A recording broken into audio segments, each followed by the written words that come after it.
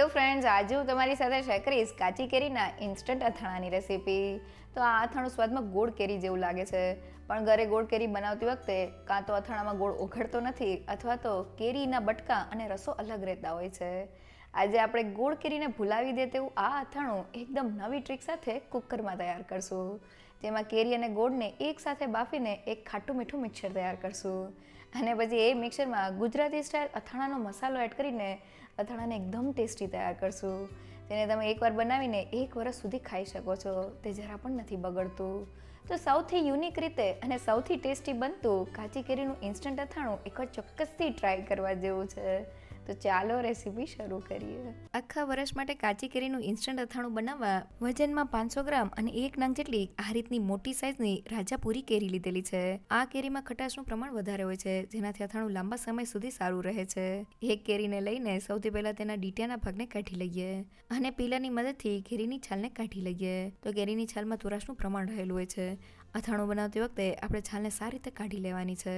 તો કેરીની છાલ નીકળી ગયા પછી કેરીને આડી રાખી દઈએ અને તેની સ્લાઇસ કરી લઈએ અને હવે તેના મીડિયમ સાઇઝના પીસ કરી લઈએ. તો મેં કેરીને સુધારીને તેના આ રીતના મીડિયમ સાઇઝના પીસ કરી લીધેલા છે. હવે મેં કાચી કેરીના પીસને વાટકીમાં ભરી લીધેલા છે. વાટકીના માપથી 3 વાટકી જેટલા કાચી કેરીના પીસ તૈયાર થયા છે. તેની સાથે મેં તે જ વાટકીના માપથી ગોળ લીધેલો છે. વાટકીના માપથી 3 વાટકી અને વજનમાં 500 ગ્રામ જેટલો ગોળ લીધેલો છે. હવે બંને વસ્તુને મિક્સ કરી લઈએ. તો જેને એકદમ સહેલુંમાં જેટલી આપણે કાચી કેરી લેતા હોય તેટલો જ આપણે ગોળ લેવાનો છે. બંનેનું માપ સરખું રાખવાનું છે. તો કાચી કેરી અને ગોળ એકદમ સારી રીતે મિક્સ થઈ ગયા છે.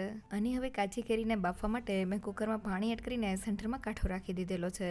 કાચી કેરી અને ગોળવાળા મિક્સરને કુકરમાં રાખી દઈએ. આપણે કાચી કેરીને પાણીની વરાળે બાફવાની છે. તેની ઉપર ડીશને ઢાંકી દઈએ, જેથી બાફતી વખતે તેમાં પાણી એડ ન થાય. અને હવે કુકરનું ઢાંકણ બંધ કરી દઈએ અને મીડિયમ ગેસની ફ્લેમ પર 4 વિસલ કરી લઈએ.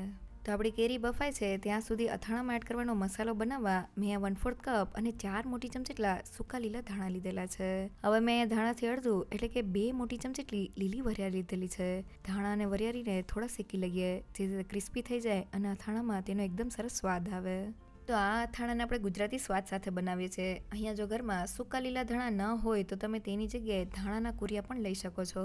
તો લગભગ 2 મિનિટમાં જ ધાણા અને વરિયાળી એકદમ સારી રીતે શેકાઈને ઉપરથી થોડા ગોલ્ડન બ્રાઉન થઈ ગયા છે. તો ગેસની ફ્લેમ બંધ કરી દઈએ અને તેને ઠંડા કરવા માટે પ્લેટમાં કાઢી લઈએ. તો તે થોડા ઠંડા થઈ જાય એટલે તેને પીસવા માટે મિક્સર જારમાં એડ કરી દઈએ. હવે મેં અહીંયા 1/4 કપ અને 4 મોટી ચમચી જેટલા આ રીતના રાઈના કુરિયા લીધેલા છે, જે બજારમાં ખૂબ જ સહેલાઈથી મળી જાય છે. સાથે મેં રાઈના કુરિયાથી અડધું એટલે કે 2 મોટી ચમચી જેટલા મેથીના કુરિયા લીધેલા છે. હવે આપણે બીજી કોઈ પણ વસ્તુ એડ કર્યા વગર ઢાંકણને બંધ કરી દઈએ અને મિક્સરને આ રીતના રિવર્સ બાજુ એટલે કે પલ્સ ઉપર ચાલુ બંધ કરતા જઈને તેને ગ્રાઇન્ડ કરી લઈએ. ઢાંકણ ખોલીને જોઈએ તો આ રીતનો અધકચરો ભૂકો તૈયાર થઈ ગયો છે, જે અથાણા માટે એકદમ પરફેક્ટ છે.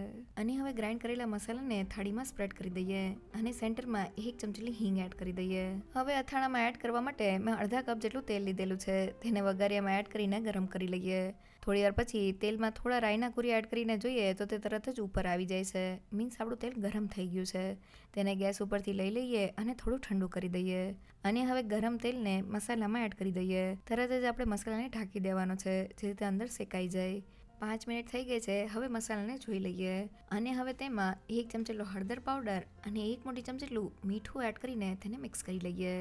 તો બધી વસ્તુ મિક્સ થઈ ગઈ છે અને મસાલો આપણો ઠંડો થઈ ગયો છે. હવે તેમાં તીખાશ માટે મેં 1/4 કપ અને 4 મોટી ચમચી જેટલું કશ્મીરી લાલ મરચું પાવડર લીધેલું છે, જેનાથી અથાણાનો સ્વાદ એકદમ સરસ આવશે. તેને મસાલામાં સારી રીતે મિક્સ કરી લઈએ. તો અથાણાનો મસાલો ઠંડો થઈ જાય પછી જ આપણે તેમાં લાલ મરચું પાવડર એડ કરવાનો છે. તો બધી વસ્તુ મિક્સ થઈને આપણો ગુજરાતી સ્ટાઇલ ઘડિયા અથાણાનો મસાલો તૈયાર થઈ ગયો છે. તો 4 થી 5 વિસલ થઈ ગઈ છે અને આપણું કુકર ઠરી ગયું છે. હવે તેને ખોલી લઈએ. બાઉલ ઉપર રાખેલી ડીશને લઈ લઈએ. તો તમે જોઈ શકો છો કે ગોળ એકદમ સારી રીતે ઓગળી ગયો છે અને કેરીના પીસ સારી રીતે કૂક થઈને સોફ્ટ થઈ ગયા છે. તો હવે બાઉલને કુકરમાંથી કાઢી લઈએ અને મિક્સરને એક મોટા વાસણમાં કાઢી લઈએ. અને હવે કેરી અને ગોળવાળા મિક્સરને હેન્ડ બ્લેન્ડરની મદદથી ક્રશ કરી લઈએ. તો લગભગ 2 મિનિટમાં જ બધી જ વસ્તુ ક્રશ થઈ ગઈ છે અને તમે જોઈ શકો છો કે કેરી અને ગોળ સાથે આપણું મિક્સર તૈયાર થઈ ગયું છે. તો હવે મિક્સરમાં તૈયાર કરેલા અથાણાના મસાલાને એડ કરી દઈએ અને બધી જ વસ્તુને મિક્સ કરી લઈએ. તો અહીં આપણે અથાણાના મસાલામાં થોડું તેલ એડ કરેલું છે, જે અથાણામાં પ્રિઝર્વેટિવનું કામ કરશે. તો બધી વસ્તુ મિક્સ થઈ ગઈ છે અને આપણું ઇન્સ્ટન્ટ કાચી કેરીનું અથાણું તૈયાર થઈ ગયું છે. તે સ્વાદમાં એટલું ટેસ્ટી બન્યું છે કે ગોળ કેરીને પણ ભૂલાવી દેશે. તૈયાર થયેલા અથાણાને સ્ટોર કરવા માટે મેં કાચની સ્ટરીલાઇઝ બોટલ લીધેલી છે. તેમાં અથાણાને ભરી લઈએ. તો અથાણું ભરાઈ જાય એટલે બોટલની કિનારીને ટિશ્યુ પેપરથી સાફ કરી દઈએ અને હવે તેને બંધ કરી દઈએ.